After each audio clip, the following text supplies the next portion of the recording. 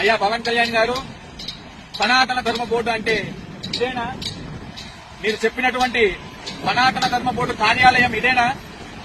సాక్షాత్తు ఏడుకొండల వాటి సాక్షిగా మీరు అన్నారు ఆ రోజు సనాతన ధర్మ బోర్డును ఏర్పాటు చేస్తామని చెప్పేసి. మరి సనాతన బోర్డు అంటే ముంతాజ్ హోటల్ నిర్మాణం చేయటమేనా?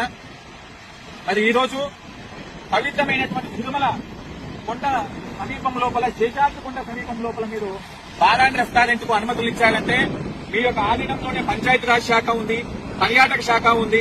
మరి స్వామివారి నిత్యము కొలిచేటువంటి ఆధ్యాత్మిక వనరులు ఎన్నో ఉన్నటువంటి పవిత్రమైనటువంటి పుణ్యక్షేత్రం లోపల ఈ రోజు మీరు ఈ యొక్క ముంతాజ్ హోటల్ నిర్మాణానికి సహకరిస్తున్నారంటే దీని యొక్క అర్థము సనాతన బోర్డు కాదు, మీరు నిష్కర్షంగా వక్ఫ్ బోర్డుకు పనిచేస్తున్నారన్నది అర్థమవుతా ఉంది.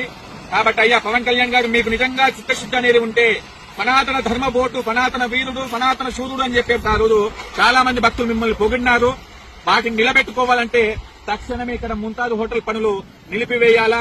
ఇదే స్థానం లోపల మీరు నిజంగా ధర్మానికి కట్టుబడి ఉంటే 1,00,000 గోవులతో గోదామాన్ని ఏర్పాటు చేయండి, లేదా తిరుమలకు వచ్చేటువంటి భక్తుల సౌకర్యార్థమై వసతి గృహాన్ని ఏర్పాటు చేయండి, లేదా వేద పాఠశాలలను ఏర్పాటు చేయండి. కానీ ఇటువంటి బార్ అండ్ రెస్టారెంట్లకు, ఈ ముంతాజ్ హోటళ్లకు పర్మిషన్లు ఇచ్చి హిందువుల యొక్క మనోభావాలను దెబ్బతీయకూడదని చెప్పేసి మనవి చేస్తూ ఓం నమో వెంకటేశాయ.